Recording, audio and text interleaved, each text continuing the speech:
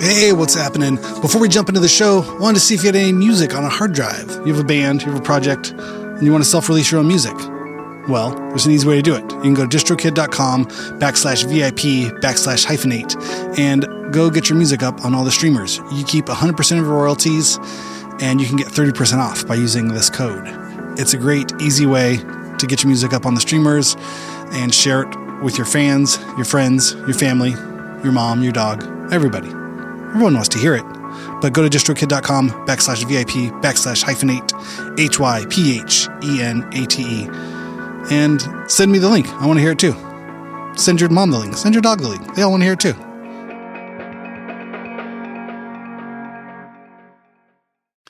We'd like to thank our sponsor, iZotope, the absolute leaders in intuitively designed plugins for audio restoration, mixing, and mastering.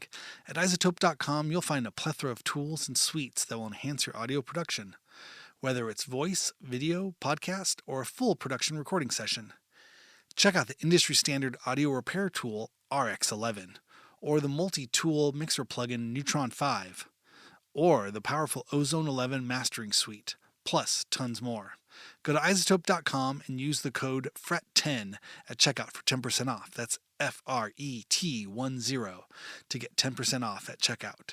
And again, the website is iZotope.com, IZOTOPE.com.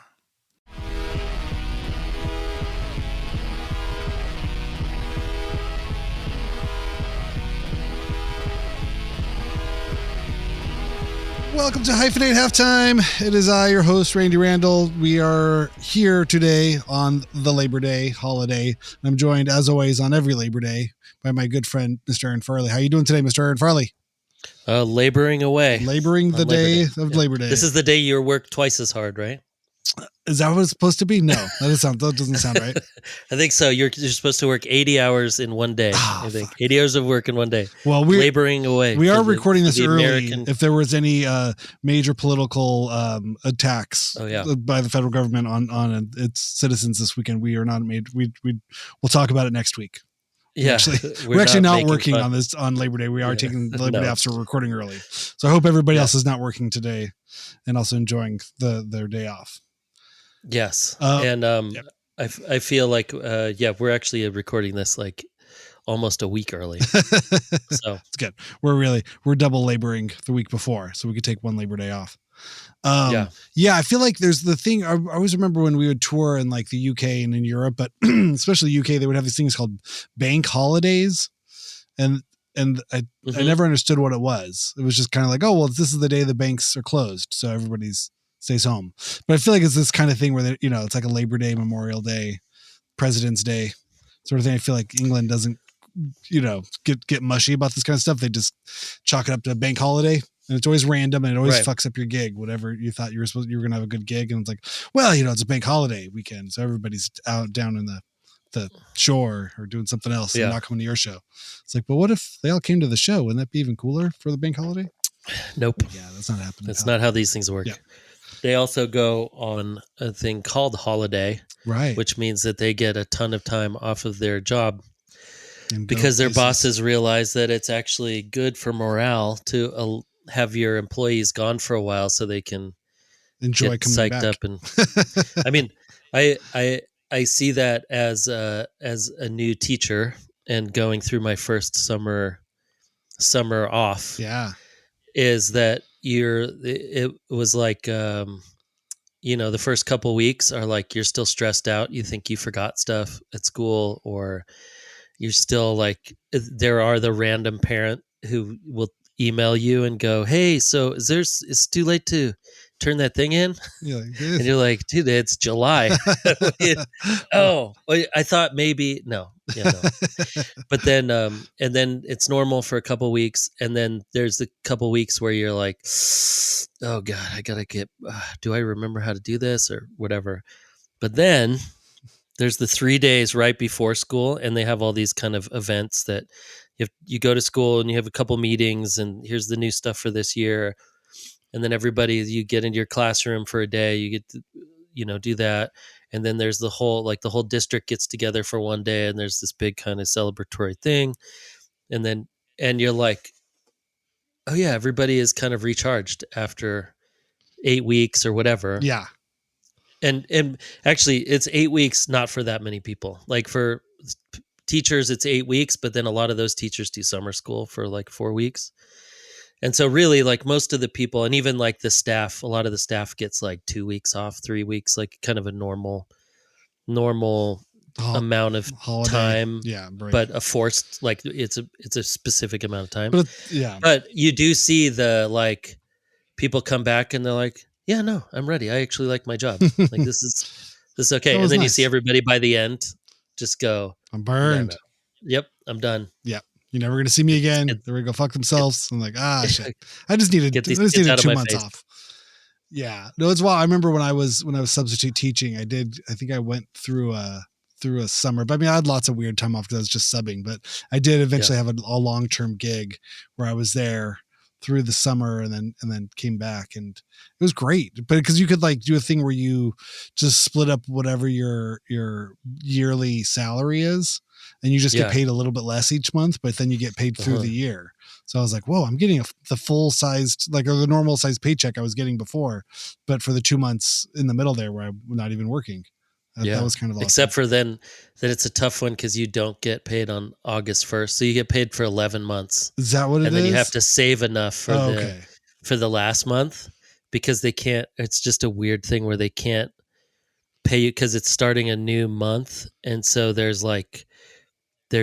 we can't pay you yet. Oh, because so you haven't worked. To save I see what you're saying. Something. Right. I don't know why. I don't know what it is. Just to fuck with you. But so they're like, well, remember, you have to save a month's worth. And you're like, yeah. You just see that.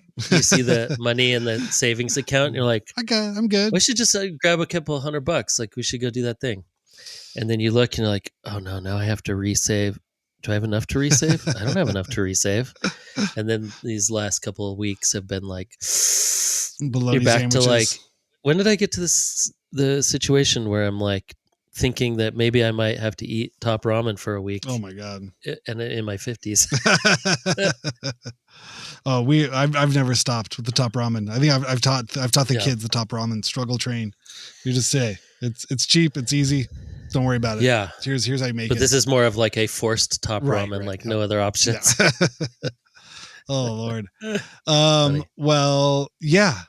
I hope everybody had a good summer. It's fun being back to school with the kids. Your kids started back up. Yeah. This week? Last week. 2 weeks ago. Yeah, as of this recording. Yeah. Holy shit. It's great. I feel like I can see straight again. The first grade is hard. Or this age is a lot of hey dad. And I realized like I don't have control of my brain. I have a small child in the house who I don't have to change the diapers, which is great. And he doesn't fall as much, which is great also. But now he's learned how to hijack my brain where I'll be trying to do something and it's hey dad. Yeah. And they're like, what? And okay, what do you want, bud? What's going on? So in Minecraft, have you ever heard of have you ever heard of the character? Yeah. Okay. So in Java world of Minecraft, not Bedrock Minecraft, but you could put a command block inside of a command. Okay. Now I need to go back and rethink the thought I was just trying to have. I was writing something down. I was going to put something in the calendar. I was about to do something, laundry, food, something. And then now I got to rethink. And it's just one off. Hey, that happens. Yeah. But this is about every 15 seconds. It becomes, and by the end of the summer, I'm just like, oh, my brain. I've come to take it as a form of microaggression. Like, buddy, I can't, like, I need all my brain cells to be lined up, going in the same direction for more than a minute at a time here. I am an adult at some point. I'm supposed to know how to use my brain. And it's become impossible. It's hijacked. And then he looks at you and goes, okay, you want to go outside and play soccer? What are we having for, I'm hungry. Yeah. Well, what are we having for? It's 5 minutes until dinner. Dinner's almost ready. Do you smell everything? The reason you're hungry is because we're cooking dinner. Dinner is about to be out. Okay, but can I have like ice cream? No. Yeah. No, we cannot have ice cream. Yeah, but I need a snack though. Yeah. Oh, right. We eat so early. We are so on the like early old man train. Like I love a 4:00 dinner.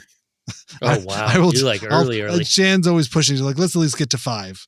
And that's like supper.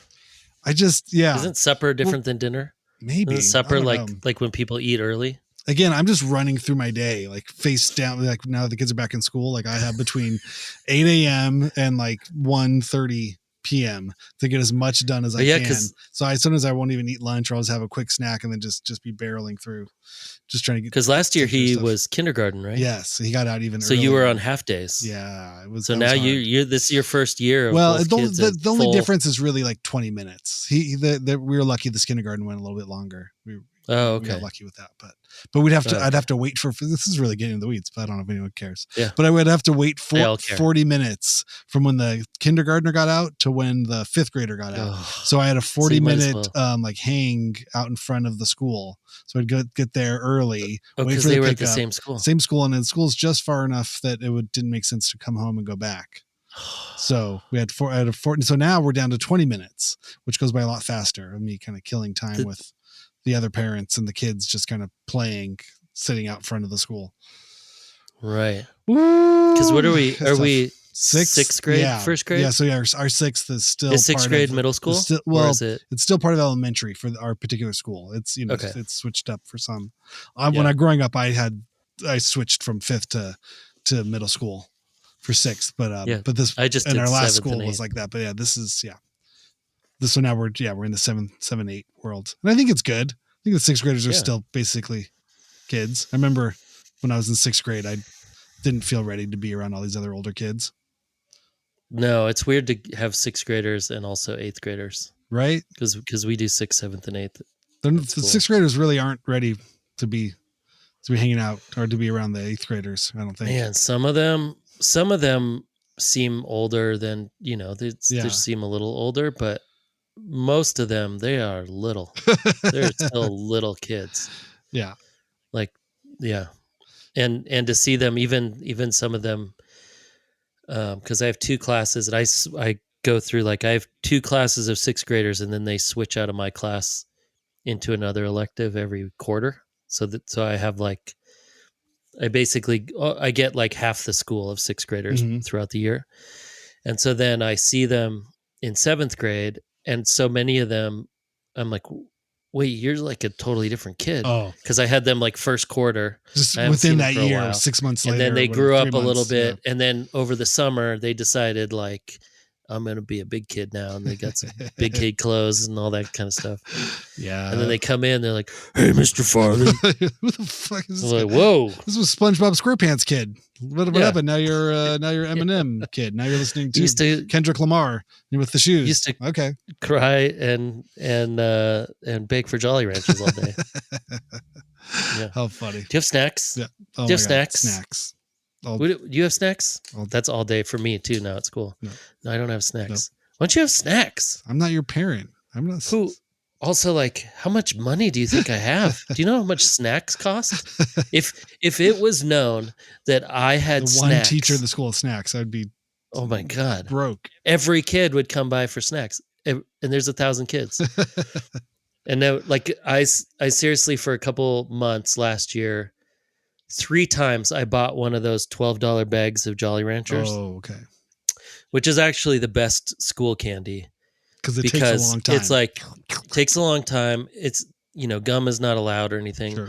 It has like a small wrapper, and almost everybody likes Jolly Ranchers because it's just a flavor. It doesn't have like, there's no nuts. It's a hard candy. So no chocolate, no nuts, but also there's no texture, because the kids will get weird with texture, but they also last forever, right? You don't have to worry about them. You haven't had anybody choke on them yet? I feel like somebody would choke on it and ruin it for everyone else. You know what? Knock wood. The minute you step out the door, it's not my problem. No, I haven't yet. So hopefully, good. And they're an approved candy to hand out, I guess.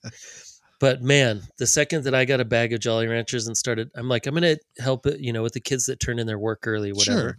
Sure. Oh my God, that didn't work. It just got around the school instantly, and I had like 20 kids. Mr. Farley's got Jolly Ranchers. Well, I had a lot of best friends instantly. But would they do? Oh my God, work? I love your class. Your class is the best. No, these are kids that aren't even in my class. Oh my God, I want to be in your class, because they walk by my class to get to their other stuff, and then so then it just became like, you have Jolly Ranchers? You have Jolly Ranchers? And so now I don't get Jolly Ranchers. I see who my true bros are at school. and then I make a list. And then if they come in and they don't ask for Jolly Ranchers for 2 weeks, but they just come in to say hi, then they'll eventually get Jolly Ranchers. All right. Good. It's the true test. Yeah. Yeah. And they all ask if like this, you my favorite, or am I your favorite student? Oh no. Are we your favorite class? Oh, right. Yeah, of course. I'm like, of course. Everyone's my favorite. And they're like, no.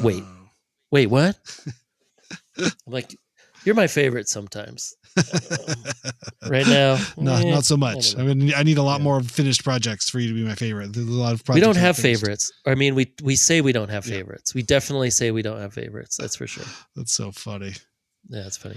Speaking of favorites, I had one of my favorite guests on. My partner in crime, Mr. Dean Spunt, was my guest. This is the second interviewee. Or the second guest. Yeah, is that right? Is that first, second grammatically guest. Correct? Yeah, I think so. Yeah, it was fun. It was good. It was good talking with him. I definitely feel like when I was doing all the smell interviews, I was like, oh, okay. If I had to think through it all, I would definitely want to talk to Dean about it. I was like, well, we already talked, but it's like, yeah, we were promoting his record. Like this feels doable, like a reasonable enough excuse to chat again. And totally. That was fun. I definitely like, hearing his stories. You realize just how funny it is, when just being a kid hanging out at the mall and meeting somebody like, oh, I started a club, and just really how auspicious and scrappy the smell started off as not really taking itself very seriously, or, I think I'm painting the picture of those earlier days from these different interviews, maybe then different than it is now. I mean, going on almost 30 years, that was not created the way it is now. It's gone through a lot of iterations and time periods. So right, there wasn't like a specific forethought. Not, or if there was, it wasn't. We should do. It wasn't this. It's not what it has become 30 years later. There might have been some forethought into just a cool place, to hang out. I always think, Jabberjaw was sort of the synthesis, the sort of the cool epicenter of LA in the early to mid 90s, and in the absence of Jabberjaw, things, the smell filled one part of that void. I don't really know the story of Jabberjaw that well. I mean, I know it from seeing photos of all of the bands that became huge playing there, and it being kind of like the punk venue. But was it a coffee shop? So on paper it was like a 60s kind of throwback coffee shop, but all with large air quotes around the coffee shop idea of it. There's a great book that was put out by past guest Brian Ray, who I forget if it made through Rizzoli Press. It was a photo book and has a lot of Ben Clark photos. So I should have been on. He's a great photographer of that time. But there's a book about it with photos, and it has a foreword by the co-owners, Michelle and Gary, who were a couple at the time, and they were kind of like 90s sort of greasy, pinup sort of, that version of like the kind of Fonz, sort of kitschy 60s, 70s sort of, that feeling of like the Silver Lake Beck kind of like, slacker thing, but that stuff was really all done by this like throwbacky kind of Fonzarelli, I don't know, Sha-na-na looking kind of people, if that makes sense. So Jabberjaw was a place for like Coop, artwork, and also was the Big Eyes the Big Eyes paintings were there, Velvet Elvises, and this kind of very like what was the place in Texas? It was very much like this too. The not Al's Bar. What was the Texas spot called? I don't know. Anyway, there was, it was very 90s, like thrift store kind of like kitsch thrift store 90s. Yeah, definitely. Okay. And so it had that kind of quality. That's what they created. And then what happened, you add that to an environment, right? To like a cultural environment, was the sort of post Nirvana sort of explosion of alternative music, where the underground was now seen as a viable marketed creative scene. So I think they had connections and roots to that stuff kind of pre-Nirvana, and even at the time of Nirvana blowing up, it was sort of seen as like LA's hip underground epicenter. And so it didn't have a liquor license, and it had like thrifted or like, junk, store, like furniture that they found on the sidewalk. And it was down in like the Pico Union sort of corridor area, like south of the 10, probably off of in between downtown and Century City.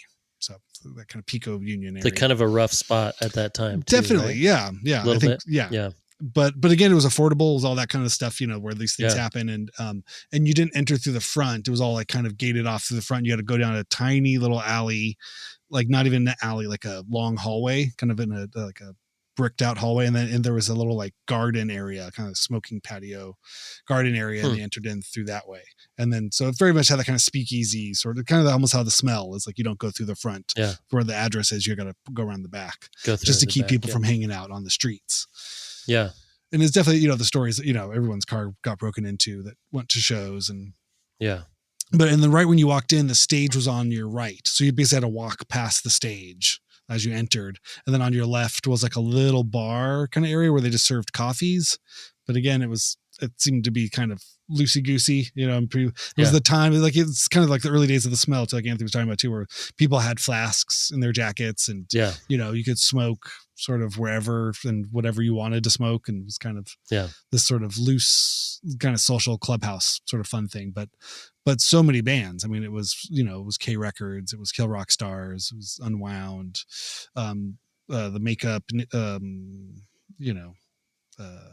just all the cool guy kind of stuff or whatever. But that was Hole. It was, Chokebore. I think when I talked with Troy from Chokebore, I think he talked about his time at Jabberjaw. That's where I had gone. Frank, the bass player in Chokebore, was friends with Gary. And so they would practice there, and I got to go just as a little brother kind of thing, to go to shows or to go into like time when it was time off. That's or amazing. Like, just hang out here while we practice, or we got to drop something off, or got to go meet somebody there. And so it's kind of like just a little kind of annoying kid brother, like 14, 15. You couldn't have been that annoying. I don't know. I must they have kept bringing you around somehow. I was they were stuck with me. So it was definitely cool, but it's definitely those intimidating kind of things like, whoa, like this area is heavy and this place seems heavy. Yeah. What's all going on here? But it was fun though, too, in that kind of way where everyone just seemed like they were, just having fun, and didn't take itself too seriously, I guess, in that sort of way. But that place was more of like a rock, like established. I mean, more of like a tour stop establishment, kind of thing. But it was like a business. It was like a legit business that they were trying to kind of run. I mean, was the coffee shop open during the day, or? It's a good question. That was like we're a quote unquote coffee shop, but we just serve coffee at night during shows because we're a venue. Yeah, I don't know. It seemed like, okay, here, I'm on the Wikipedia. Take that for what it's worth. Okay, they're calling it the Arlington Heights neighborhood, established in 1989. So, and closed in 90. So closed in 97. Really yeah. There she goes. Hey. She hasn't barked in 20 minutes. And then history in its heyday, Jabberjaw hosted both local and traveling acts, including Weezer, That Dog, Nirvana, Teenage Fan Club, Beck, Hole, Beastie Boys, Elliott Smith, Beastie Boys. I hadn't heard that story. Wow. Elliott Smith, and many more. They released a series of 4 7-inches for compilations, and the CD compilation in 96. And the book was called It All Dies Anyway, L.A. Jabberjaw on the End of an Era by Brian Ray Turcotte, Michelle Carr, Gary P. Dent, Kevin Hanley, and then Brian Michael did that book? Kisiero. Yep. Yeah. I mean, that's awesome. Definitely, I feel like, right. it's hard to put in its place, I think, the impact that Jabberjaw had. And it was only around for a couple of years. Well, it looks like, almost 10 years, but it was 8 years, 10 years, something like this. But but from 89 to 97. So crazy. But it's interesting because that place was all ages. Yep, right? Exactly. So there was, and I do think like it's great listening to the stories that you guys have of the old smell too, where you're like, it's kind of like the Victorian era. Right? Yeah. I just keep thinking of it because I can think of that style too, like late 90s. That's when I was in Portland. And that kind of like you're coming out of like the Nirvana. I mean, it's crazy to me. I lived in Portland 98 and 98 into 2000. Right. And sure. So just as it's closed, and yeah. But it seemed so far away from like grunge, from Nirvana and Green Day and LA did Pearl Jam. No, the time difference. Oh, the time. Oh, right. Like right, yeah. the grunge had happened from like that was like the early popularity. 90s. Yeah. Was like 91 to 94 or whatever, but still like Stone Temple Pilots and all those post kind of grunge, that idea was still around. But I was in Portland and I'm like, that felt like it was like 20 years before that in my head. But really this was like 4 years after Kurt like died. 3 years? What? Like 3 years? And so, but to be in Portland during that time, it was like, Modest Mouse was getting big and Built to Spill and they were like, those were like that was like the kind of new wave of things. But then when you were talking about the fashion of that Victorian, I'm like, oh, right. This is like people starting to get into that, like jackets with the like patches on. Oh yeah. The gas station attendant like, jackets. And like the hat, like some kind of like slightly like poofy page boy hat or something. And then a lot of like old army wear, like army hats. Yeah. But then army surplus kind of like things. button ups, a lot of button ups. Oh yeah. Yeah. But trying to look like, well, I'm gonna buy this stuff at the thrift store that's like $2 more than the like old skate pants or whatever. Yeah, well, it just had that sort of that kind of authenticity or something. You know what I mean? And everyone was refinding like William Burroughs, sure, and Nick Cave, yeah, and like reading poetry and like getting into whatever. Existential this and that. Tom Waits was like coming back and like having a complete like resurgence of Tom Waits. Yes. So there was a lot of like baggy pants, big like work train boots. Conductor hats and exactly. Work boots and like a jacket, like a white. I mean, I don't want to say wife beater, but sure. What are those called now? Those are called tank tops, white tank tops, white undershirts, like undershirt, tank top, undershirts. Oh yeah, that was big. And then chain wallets and maybe a leather cuff was there. A leather cuff for no reason. It didn't have a watch on it, but it was just leather. Oh my God, totally. Around your thing, like you were Hercules or something. The leather cuff. Oh my God, I forgot about the leather cuff. Some kind of like after school program t-shirt for the small child size t-shirt that men would wear on their skinny bodies. Yeah. Some kind like of a baby tee or like YMCA or something ironically like, or I'm only a bill. PE t-shirt kind of thing. Yeah. They found. They're all worn 70s font. Oh, ring tees. Oh, yeah, sure. Yes, of course. Ringers. The ring around the the ringers. Old baseball raglans and things. They'd be like Johnny Knoxville. But however Johnny Knoxville looked, that's how everybody looked in LA for a lot of years. Totally. Johnny Knoxville, but reading William Burroughs. Sure, yeah. And smoking like Tom Waits. Sure. Does that paint the picture of that really LA? Yeah. I mean, again, this is all seen from the eyes of a 12-year-old, in 93, I would have been 12. Like, oh boy. Oh geez, Rick, you guys are sure cool. Yeah. There's a whole lot of smoking, it's cool. Yeah. I mean, I was 18 and I still feel the same. I felt the same way. So yeah. I was like, whoa, who are all these? But I think it's important because you guys get all their fashion sense. That really, I think it's important though, because it does paint the picture of that version of Los Angeles that the smell was sort of birthed from. And the idea that you could even do something like the smell, it seemed like, okay, well, yeah, we're going to this weird, sketchy part of town and seeing, these traveling, touring bands that are putting records out and kind of, this supporting this underground scene of music that's contemporary and happening now, people our age going out and doing these things. So it sort of seemed like one thing begot the other, like, well, all these bands are touring, they need a place to play. If the Jabberjaws closed down, we should open a venue, put it in a sketchy part of town, and we don't really need much, some plywood on a couple cinder blocks for a stage maybe, and some speakers, and if a light works, that's probably good. Just one bare light bulb hanging in the middle of the room. And then we'll all just go smoke American Spirits out in the parking lot and talk about Burroughs and Bukowski. Yeah. But that's what's so funny then too, because then I think, putting it into Dean's perspective, where he's there now as a 15-year-old or 16-year-old, and like, again, it's like, whoa, what is all this? This is like a whole different world than our suburban kind of skate MTV thing. And then so finding our place or our generation's sort of footing there, like, okay, well, we're not going to pretend to be what those guys were, because that was a whole other kind of world. But then this like new early aughts sort of world of like the Locust and, RISD, bands like Lightning Bolt and Black Dice and, Animal Collective and these kinds of, things that were like kind of art school experimental bands and things. It seemed like, okay, this is a little bit more our speed. This feels like exciting and frenetic and weird, and and even all that kind of energy too that like Sean Carnage was talking about, of sort of really mixing things up and having a party, that kind of party atmosphere, was sort of just prevalent everywhere. And so the smell was a good incubator for that kind of stuff. We were done talking about books and smoking cigarettes. We're going to ride our fixed gear bikes there with the messenger bags and jump around to 30-second spazzy music. Yeah. Well, and what I kind of felt like too, is that there was this, cause I didn't grow up, like I didn't start going to shows until I was in college.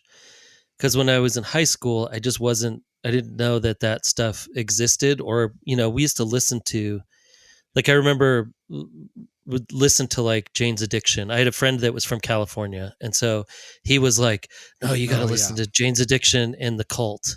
So we listened a lot to Jane's Addiction and The Cult. Right. Yeah. Which is great in high school as living out in the suburbs and like whatever, playing soccer and snowboarding. I mean, I guess I listened to like pop punk or whatever. Yeah, but it was from like Snow and White Zombie and metal. But it was part of that underground sort of thing. But they were also on Warner Brothers. They're on a major label too. So it's that kind of feeling of like, oh, okay. Yeah. But then our friend was like, his senior year, probably, he was like, oh my God, we went to Jane's Addiction show this weekend. And I was like, what? You could just do that? Wait, what do you mean?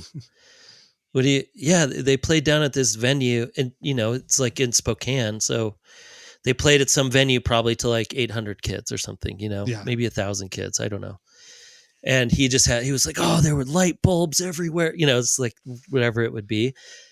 And I was like, wait, what do you mean? Like you go to shows at like the stadium. Like I went to go see Metallica. Yeah. And then I went to see Alice in Chains, and I turned down tickets to Nirvana, right? Yeah. One of my 4 regrets in life. But then, but then just to know, like, wait, there's shows. What do you mean other shows? Where would they have other shows? So then, but in college, then he was in a band. A couple other people were in bands, and then there were all these house shows, right? And then you go like, oh, this is like, there's not all this other stuff. Like you can just play music, and you can just go to a show and watch music, like art for art's sake. Mm-hmm. Like no one there is trying to like make a bunch of money being promoters and whatever. They're just like, everybody lived at this house, this legendary house in Pullman that's called the White House. And it cycled, all these musicians cycled through it for years. And then it had a big open basement. I mean, big was maybe like 100 people could fit in there. That's huge for a basement. And and you'd play, and like Modest Mouse played there, and Built to Spill played there over the years. And, and then the people that lived there in the early 90s, like pre-Alice in Chains band, this guy played there, and the Melvins played there, so there's this lineage of stuff, and you're sitting in this basement, and you're like, I can't believe all these people played there. And that whole art for art's sake thing usually only happens for a couple of years. And I think that that's what the difference is when everybody's talking about the smell, is that there's this Jim, this Jim fella, yeah, who started out in a Tom Waits smoking hat or whatever.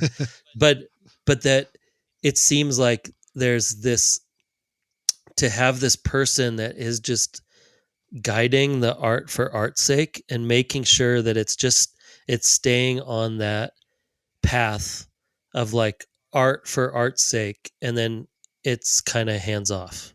Like we just want arts for art's sake, and as long as that's the vibe, then come on in, and new people just learn it's, and you get these little hustler kids who are like, oh my God, wait, what do? You just, how do you book a show? And they talk to someone, and then they book a show, and they figure it out, and then they end up booking a bunch of shows there for a couple of years and then move on. And that whole, like, the cultivation of art for art's sake, I think which you and Dean talking was the biggest kind of through line of like, yeah, that is how this survives. Cause maybe it's not always only just one person, but a lot of times it's just one person and there's a vibe. And then that person goes, you know what? I'm going to cultivate this vibe. And this is the vibe that I feel like this is my thing, or whatever it is. But that the fact that, there's no money being taken, all the money that is being taken is put back into the venue, and it's just enough for it to keep going and to keep up, if things need to be fixed, but it also cultivates a vibe of help and people wanting to be a part of it and going like, well, for this to work, we actually need a good amount of free labor money wise. But what that means is that you're involved. And so then you also get to be a part of, I liked how Dean talked about it being like an education. Like it was like college. Totally. Right. Yeah. It was like music college, like how to book a show, how to act around bands, how to act around like people that are, running a snack shop, and how to run the front door, and how to be responsible and clean the bathroom, and what all those things that you need to know how to do to kind of grow into an adult who may be eventually in the music, in like the industry part, or just like grow into an adult that keeps cultivating this kind of scene for younger people. And that it really can just be like one person can help make sure that vision stays on the right track, but they have to be extremely unselfish and with no ego. So true. Because the ego thing, like you guys kept talking about this, like, showing up and a 14-year-old is like holding the door at some other club, and they're like, who are you? Whatever. Yeah. And you're like, yeah, because most people get in that part of it because there's like an ego, or they're just hustlers, and they're like, oh, I see a business here. Yeah, I see how I can do this, and I want to be cool. But you see how quickly it corrupts. Like you give a 14-year-old so quick a door counter. You're just like, a door counter and a clipboard, like, with a list of names on it. And now suddenly, it's But that Lord how many times that happens? How many times in life with anything do you find someone whose ego isn't somewhat like on the surface? Like I don't know. Even every time I've heard an interview with Jim or talked to him, I feel like, is there an ego there at all? Like it's like the most relaxed kind of like, yeah. I mean, you've seen other sides of him, I'm sure. No, I mean, there's not too many more sides. I mean, it's, he's a person like anyone else is. And, I think there's no sainthood, but in terms of work ethic and in terms of like, integrity, it's unflappable. It's really one of those kind of things where you're just like, oh, dude, this is great. Just like an amazing vision for what, I mean, I think it's probably an amazing vision too, to cultivate, like when he sees someone who will work well within that I'm sure that there's a like, hey, you should help around, you can see it coming. Keeping those people around and trying to make sure that the right people are that work for that whole system are there. But again, it's the funniest thing with a volunteer based system. It self selects in so many ways. It's nothing really but work. and for no real reward outside of the experience of it. So if it's really not in your if it's not in your mental or makeup to do that, then you're just like, oh yeah, you're not going to show up. You might come down once and go, the fuck, what's all this about? Like, that was it. Like, okay, if it's not your thing, but again, I don't know. It all goes hand in hand. It's funny about ego stuff, because I think it's a constant thing that I've looked at within my own life, even just on a personal level, of like, always there's just being aware of it and having to just have that discussion. Even like in my sobriety and stuff. The ego is a big part of the thing that tells you like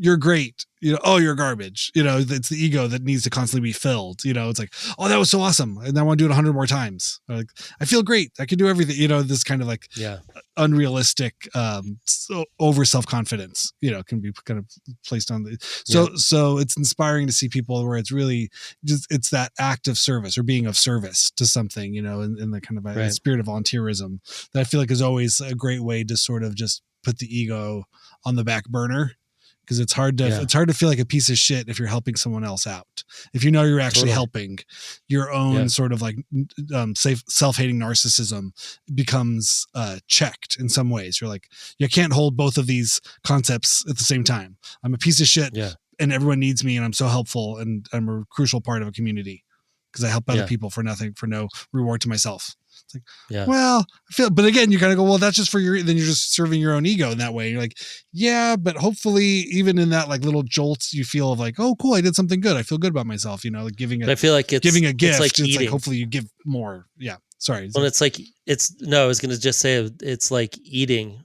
It's like you could say eating is a selfish act because you're trying to keep yourself alive too. It's like, but it's like, okay, well, you could eat things that are good for you, or you could eat things that are horrible for you and make you feel good for 1 second and then go away. Right. But it's still like, yes, eating is a selfish act. I agree. I do want to stay alive.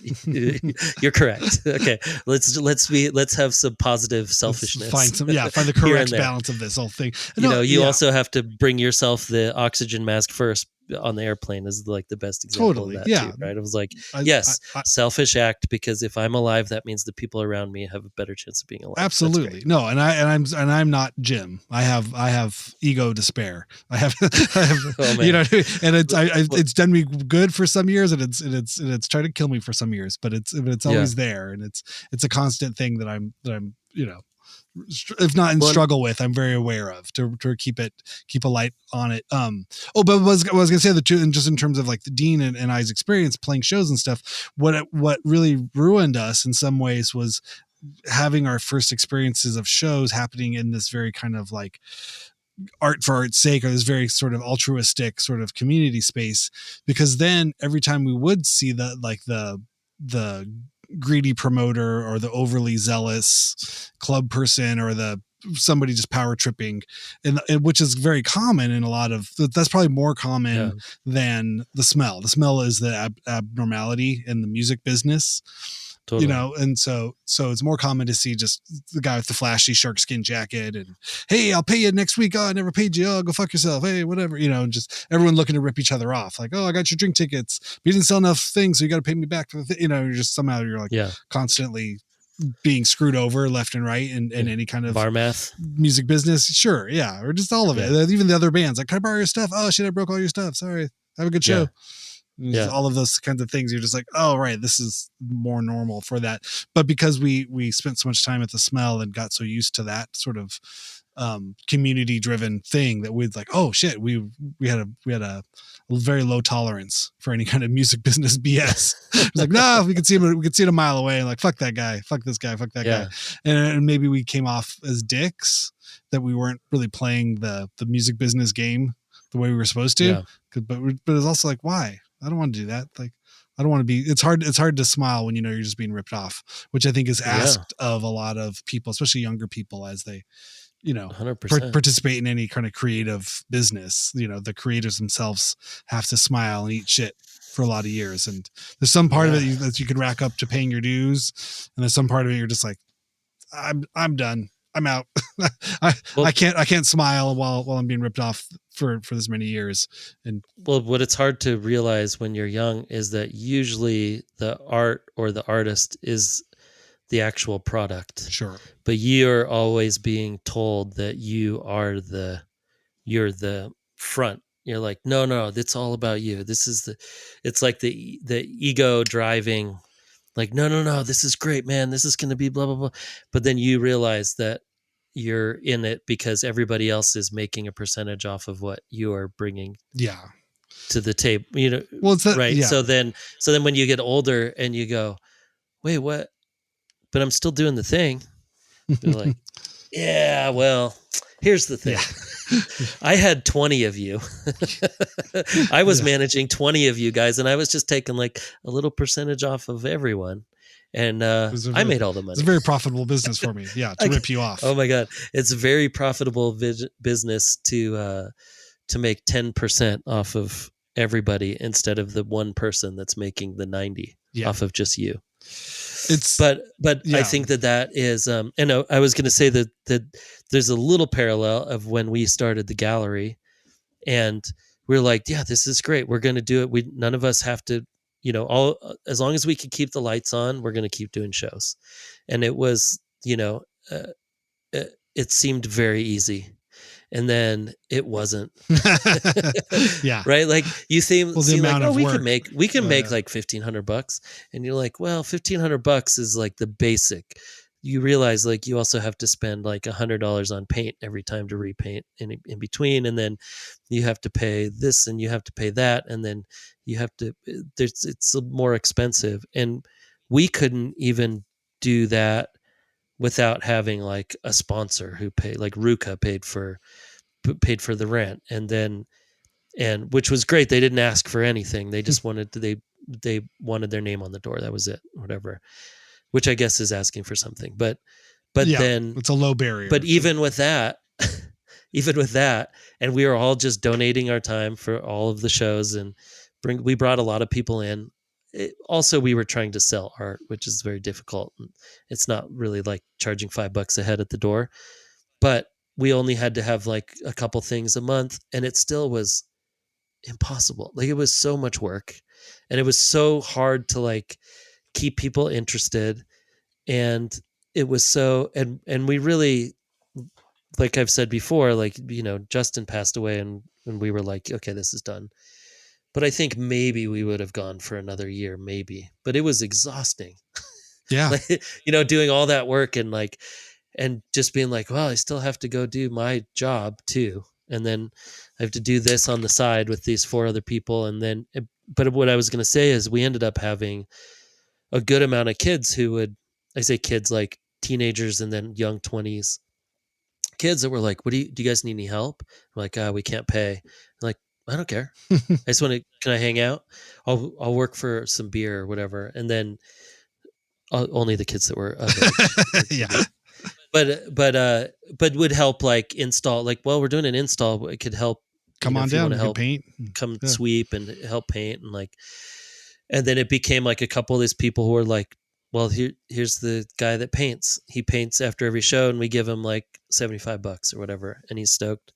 And then those kids, most of them were artists, photographers, and they ended up being in shows later. Like when we do the group shows, they'd be in a group show, or because it's so much easier to being like, hey, we actually have like a painting show coming up, and you showed us that, or a sculpture. Actually, one of the kids was like, did these really interesting sculptures, and we're like, you want to put that sculpture would work perfect in that show. And it did become a thing where you're like, oh, I see. It's like the kids that stick around because they're actually interested, and they might even have like a little hustle. And they're like, ooh, if I get in here and I meet these guys and I'm doing art too, I'm going to learn how to do a couple things. I might meet a couple people. And those are the people that are like exciting to be around because they're like, they have a bunch of energy and they're ready to go. And they're like, hey, can my friend have like a one night thing here in between shows? I'm like, yeah, sure, totally. Like, just clean up. Yeah.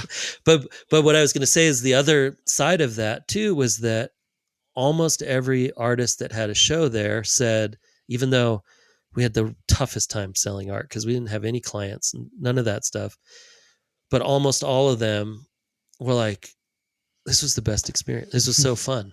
Like it was just fun because we just gave them the keys and they got to do whatever and we were hands off. They would ask us, our opinion or whatever, but like how to hang something or something. But most of the time they just are like, oh, I didn't have to worry about the client, clients and whatever. Well, because there were no clients. But then eventually one show works good like that for them. But then 2 shows, you're like, we probably won't be able to show them again because, we didn't sell anything.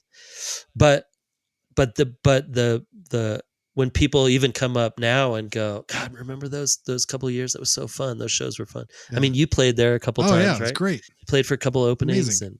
And we just like call our friends down and like, hey, do you want to play tonight? And it's so fun to have a space.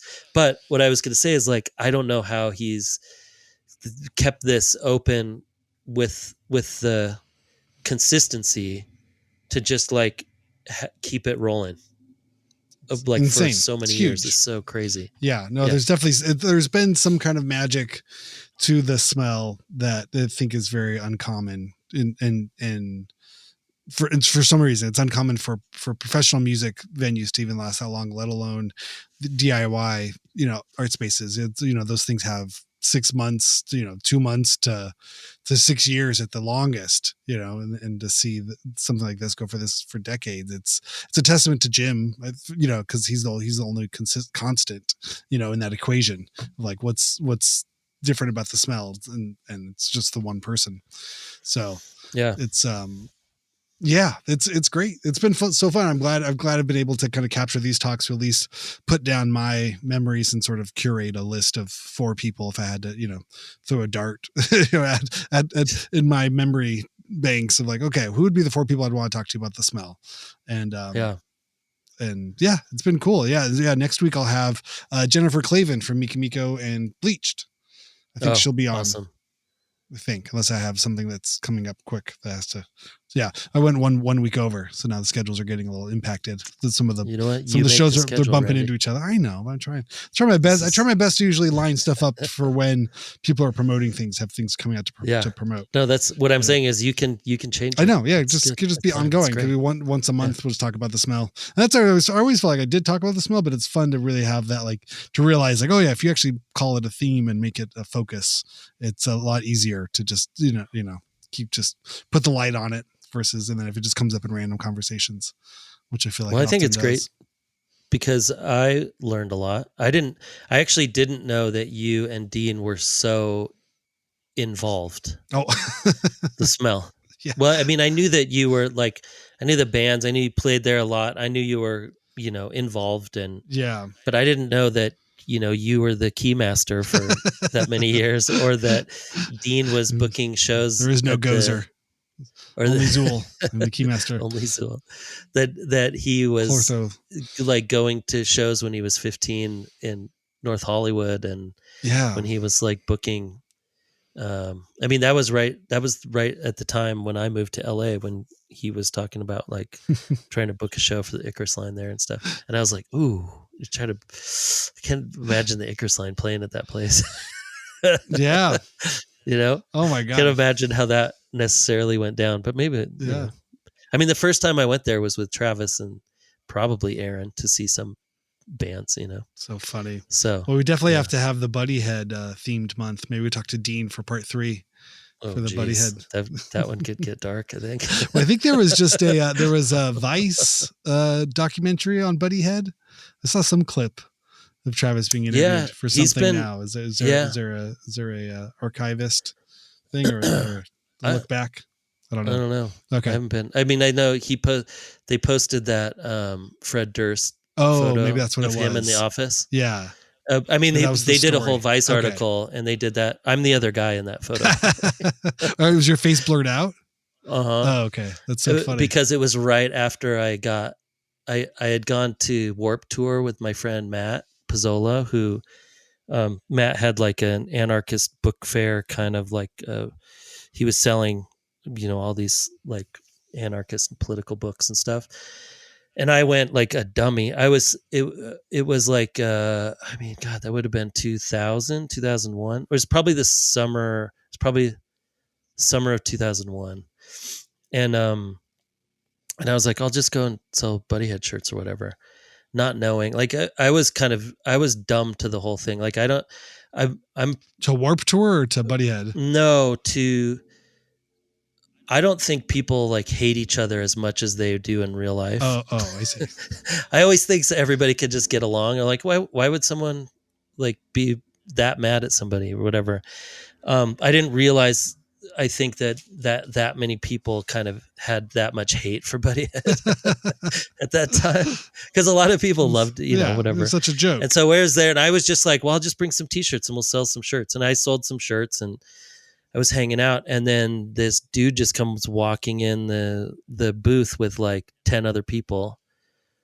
And he's like, "Are you from Buddyhead?" And I was like, "Oh God." Yeah, you want to buy a shirt? And I was, or no, he said that to Matt Pizzolo, and Matt's kind of like not. Like, look at that guy. He just didn't answer. Yeah. He didn't. No, he didn't answer. But I saw what was happening, and I was like, "No, I am." And they walked over, and like, the dude just punched me right in the face. Oh, and I kind of fell back, and there was like, I don't know, 10 people there maybe with him, and I was like, "Oh, this is not going to be good." And then I was there. It was like he kind of missed. He got me a little bit. But he kind of turned, but I was like right next to like a fold out table and some boxes, and so I kind of fell back into these boxes, and I thought I was done for. Oh no! But then nothing happened, and then I was like, okay. I got up, and then he was like, "You tell those guys from Buddyhead that da da da da da, and like that they better stop talking shit, like whatever." And I was like, okay, well, I don't know what this is about. Yeah. What do you want? What do you want me to tell them? I don't know what this is about. Who's and mad like, at them? You just tell them to stop being Buddyhead, talking shit, like whatever. And then they stormed off, and I was like, oh, wait, I don't know what's happening, because I didn't know any of the, those dudes. Like a lot of bands hated Aaron and Travis, and Travis and Aaron was like hated a lot of those bands, and whatever, Warped Tour bands and stuff. So then it ended up, our friend Dave was there, and he's like Hardcore Dave. Did you? I don't think I knew him. No. Dave? I don't know. He's called Hardcore Dave because he absolutely was. He's from the East Coast, from New York, and he knew everybody. He knew everybody. He was everyone. He knew all those, like the hardcore, like sure. the gangs and everybody who was affiliated and all that stuff. And so he makes like 2 phone calls, like within, I don't know, an hour. He makes a phone call, and he calls like, "Hey, do you know who just punched the?" I'll call a guy. I'll call a guy, and whatever, they find out, and it was that dude, Skinhead Rob. He's from the Transplants. Okay, do you know this band? It's like a Warped Tour band. Travis Barker band, right? Yes, okay, yeah. was the drummer, and yeah. Well, or related not to Blink-182, okay. But like him, like he was like the rap. They had like a big rap rock. Oh God, I don't know. Okay, whatever. Yeah, sure. But he was affiliated with all those hardcore East Coast hardcore dudes. And I just felt like once Dave, he's like, Dave is like, they won't touch you again. I'm like, I don't give a fuck. I don't know any of this so stuff. Stupid. I don't know who these people are. And so then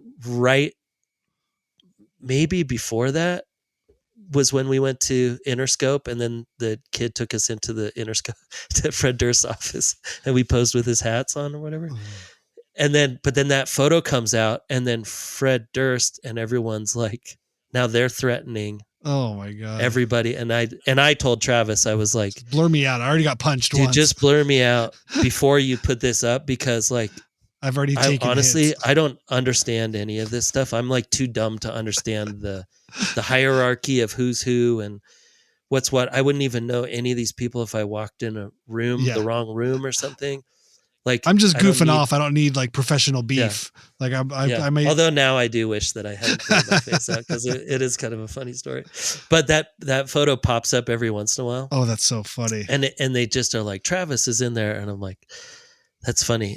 I don't know if it would have changed anything, but maybe I'm glad that my face is blurred out of that photo. Yeah, it was a very funny thing, because we were in the Interscope offices, and the kid who was like had the office, or he was the desk outside of Fred Durst. I don't know what he would have been, like his secretary or something. Like he was at the desk outside of his office, and he was a huge Buddyhead fan.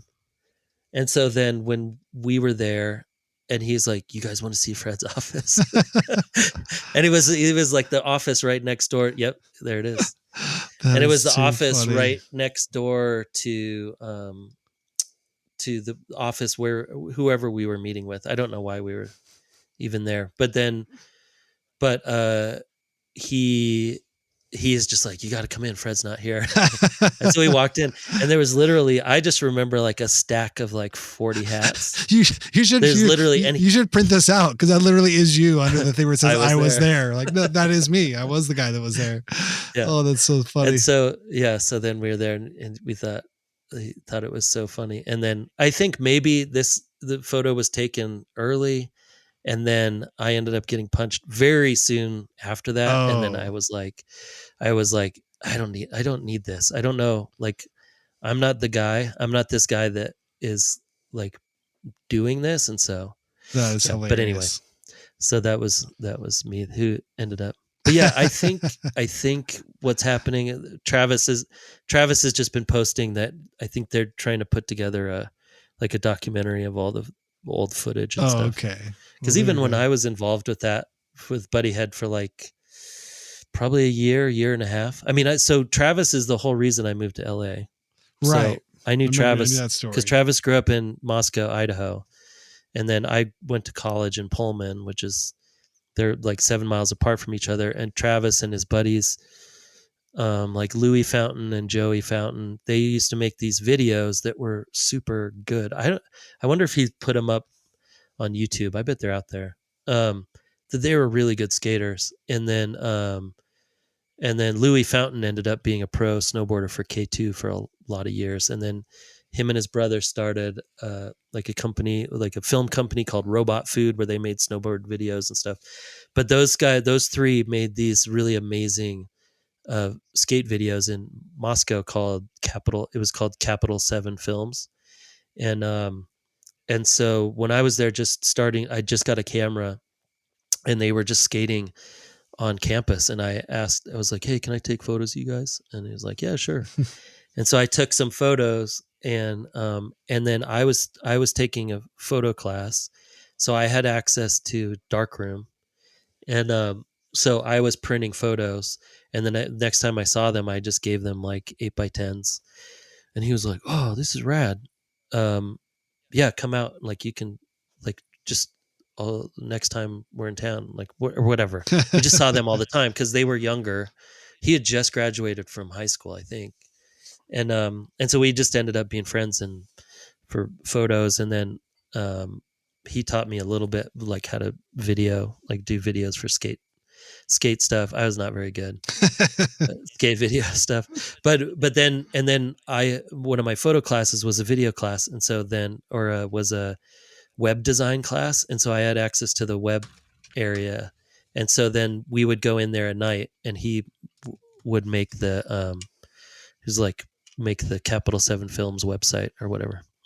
So anyway, that's the whole reason I even got to LA, which is weird. Like you're talking about Dean, like meeting somebody randomly at a mall that changed his life. And that was like me with Travis. Is like, if that day hadn't happened of me taking photos of him, like maybe we probably would have eventually met, but like, it's one of those things that 5 years later I ended up in LA, or not even that, maybe 3 years later I end up in LA, and then that's how I met Dean, because Dean was intern Buddy Head, so I knew Dean, and then that's how I met you. It's so funny. Yeah, just all the little things in your life, like, okay, if I didn't go to the mall that day, or just took a different bus, those sliding doors kind of moments, like, oh yeah, my life could totally be different. Art for art's sake. Yep. You never know. Like, yeah. But it all was, in this reality, in this version of the multiverse, this is all how it worked out. Yeah. There's a different version of the multiverse where you're Fred Durst, and I'm married to Jamie Lee Curtis. Give it up for the Nookie. We'll never know. That's a different universe. Or maybe I'm the bass player who paints his face in Limp Bizkit. Oh yeah. Remember that guy who used to like be West Borland, the monster guy. Yeah, who had a story? Nate Denver, I think, when he was on, had a good story about West Borland. He said he was really nice to him. I think him and Travis ended up being good friends. Funny enough. Really? Oh, see, there you go. Yeah, he probably hates Fred Durst too. You know what I mean? He's like, that's my cash my cow. meal ticket. Gross. Yeah, the dickhead with the red thing for the red hat. Yeah. He's like, that guy made me millions, my friend. We do not talk bad about FD. or you can talk bad, still just be like, fuck it. That red hat. I didn't know. I thought it was gonna be my big kabuki makeup with like a monkey tattooed on my face. Like I didn't know it was gonna. Why don't you yell it from the other side of the fence, 3 acres away from my property, my friend? Yeah. Yeah, you can tell me how much you hate me, but just do it over there. Yeah, do it outside there. Yeah. I'm gonna have a security escort you out. Oh, amazing. All right, well, we did it again. Wasted a whole nother hour. I will hope everybody had a good holiday weekend, and I hope the federal government has not taken over your city by Labor Day. If they have, resistance is everything. Yes. We just got Shan just got a Mexican flag license plate holder. We've been seeing things going around. We're just saying, like, just put Mexican flags as bumper stickers. Just try to tie up ICE as much as you can. I don't know if it actually works or not, but I figure, like, at least just coming out in support of this being on the other side of whatever the fuck this shit show is. Like anything, Let's it's go. the least you can do, right? Just voicing resistance at all opportunities. So go out there, make your voice heard, resist to exist, and do what you can. I would see people make loud noises out, and where if they know ICE is staying at a hotel, they just like try to keep them up all night, or tow truck drivers towing ICE trucks when they go to kidnap somebody. That's the best one. That's the best one I've seen. Fuck yeah, that's great. The army of tow truck drivers. I feel like that could be. We need like tow truck tanks. It's just because it's just completely armored vehicle tow truck. Because these guys are unmarked and unlicensed. There's no forklifts. Whatever, like who knows who these people are? Like these could just be random fucking terrorists going out, just pulling people out of cars and kidnapping them. So it's like it's not like people don't have a right to defend themselves, and communities don't have a right to police themselves because these guys have no real legal authority or jurisdiction over anything. And they're not. They're not working with Miranda rights. They're not working in any kind of legal framework that has ever been approved by the Constitution or have any real authority outside of just a executive branch. A mandate. Memo. Yeah. Get your fucking memo out of here. I wrote a memo. I wrote him an email. We'll see. I told them they can do whatever they want. It says it in an email. Yeah, I don't think so. All right. No. Well, be well. We'll see you next time. And write us at hyphenate@gmail.com. Send us your band, your demos. We'll play them here, and tell us what you think. Tell 2 friends. If you got into this far in the podcast, then you probably like us enough to bother your friends who don't listen to us yet. Or you're asleep, and if you're asleep, dream about Hyphenate halftime. Yeah. Dream about rock and roll. Tell your friends. All right. Tell your friends to listen. Listen more. Go to the back catalogs all you there too. You have to go to the bathroom.